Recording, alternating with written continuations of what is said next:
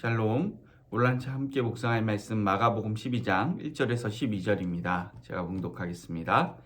예수께서 비유로 그들에게 말씀하시되 한 사람이 포도원을 만들어 산울타리로 두르고 집자는 틀을 만들고 망대를 지어서 농부들에게 새로 주고 타국에 갔더니 때가 이름에 농부들에게 포도원 소출 얼마를 받으려고 한 종을 보내니 그들이 종을 잡아 심히 때리고 거저 보내었거늘 다시 다른 종을 보내니 그의 머리에 상처를 내고 능욕하였거늘 또 다른 종을 보내니 그들이 그를 죽이고 또 그 외에 많은 종들도 덜어는 때리고 덜어는 죽인지라.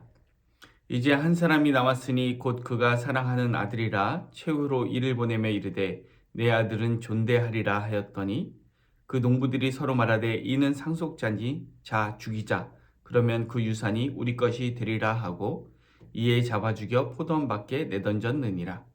포도원 주인이 어떻게 하겠느냐? 와서 그 농부들을 진멸하고 포도원을 다른 사람들에게 주리라.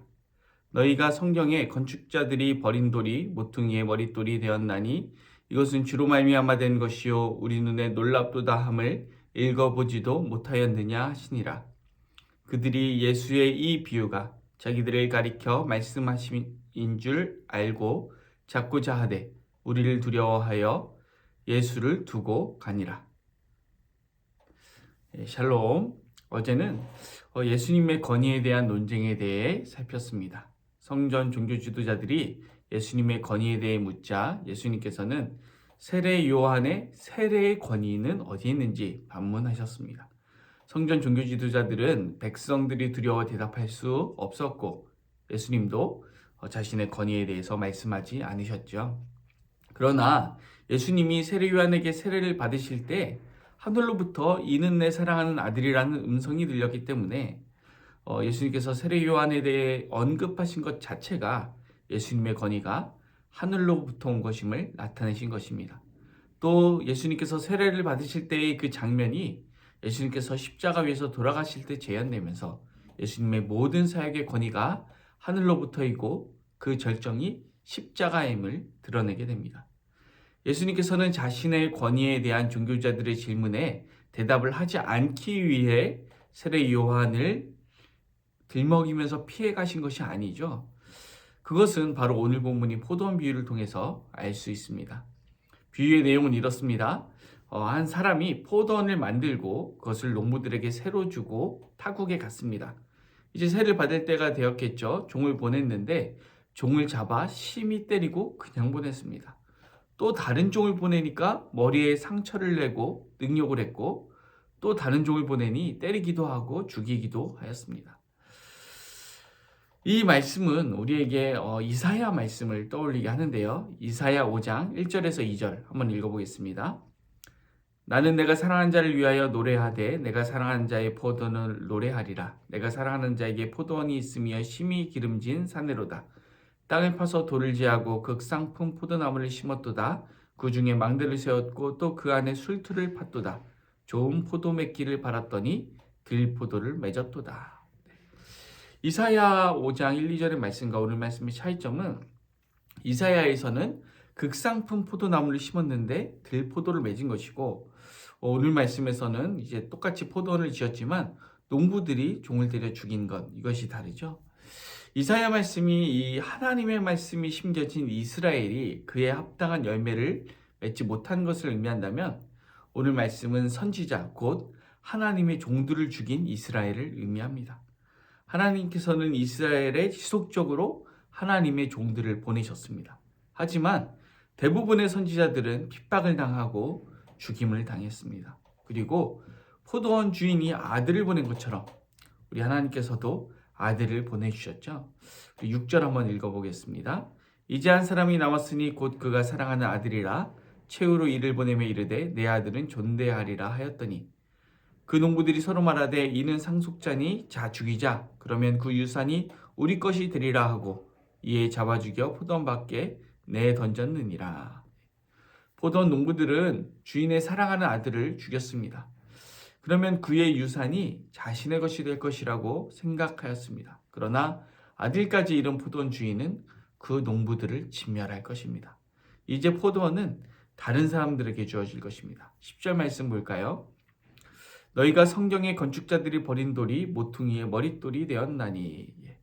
건축자들의 버린 돌이 모퉁이의 머릿돌이 되었다는 것이죠. 이 머릿돌은 우리가 가끔 이 교회 새로 지은 건물 가보면 건물 모퉁이에 머릿돌 이렇게 써져 있고 뭐 건축일, 완공일 뭐 이런 것들이 쓰여져 있는 것을 봅니다.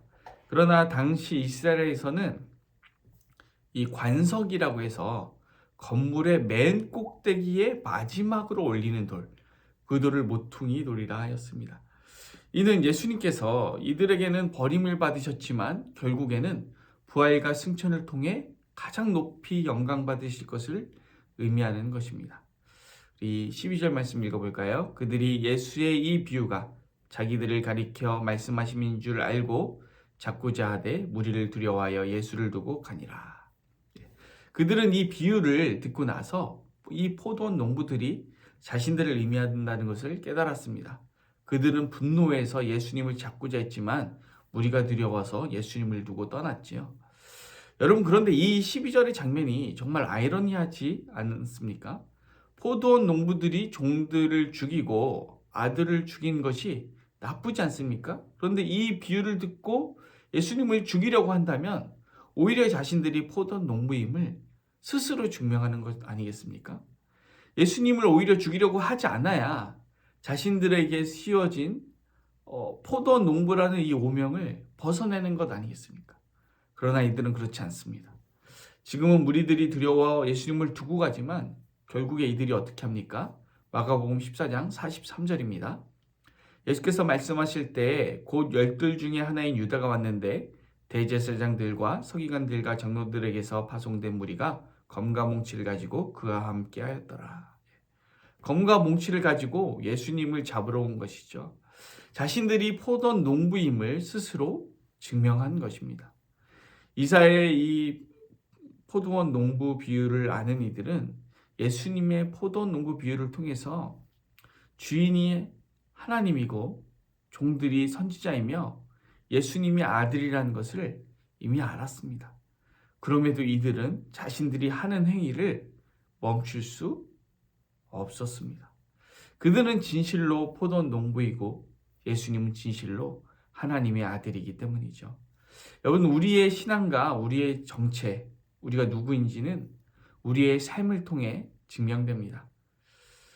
그들은 포도원 농부가 되지 않을 많은 기회가 있었습니다. 그러나 그들은 작당하고 모의하며 최선을 다해서 포도원 농부가 되었습니다. 여러분, 우리의 삶은 어떻습니까? 우리의 삶을 한번 점검하기 원합니다.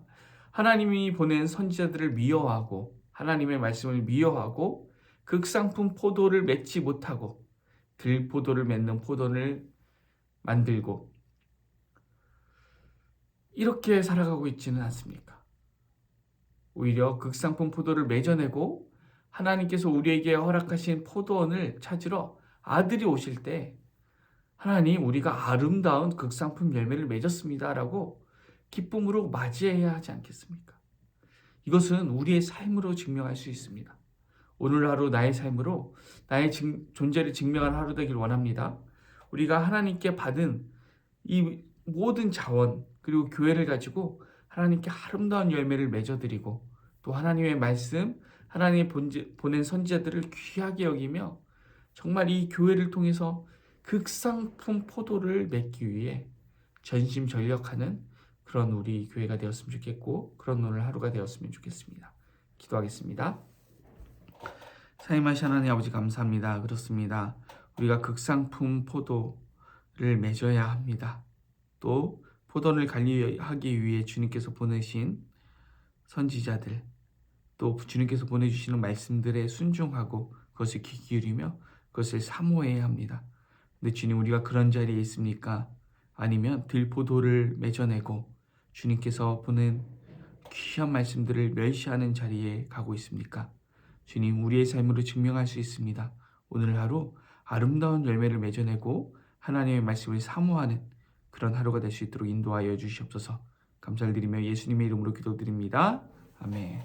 오늘 도구 기도는 필리핀 김상모 박세란 선교사님의 가정과 사역을 위해서 기도하겠습니다. 이어서 기도하실 때 교회를 위해서 기도합니다. 우리 섬기는 모든 분들을 위해서, 우리 교역자들, 또 당원들, 재직들, 또 여러 가지로 섬기는 분들을 위해서, 또 타지에 있는 우리 자녀들 위해서, 아픔 가운데 있는 성도를 위해서 기도합니다. 이어서 기도하실 때 우리 세계 평화를 위해서, 외방 선교를 위해서, 또 한국 교회를 위해서, 나라와 민족을 위해서 기도합니다. 그리고 개인의 기도 제목을 가지고 자유롭게 기도하시겠습니다. 기도합니다.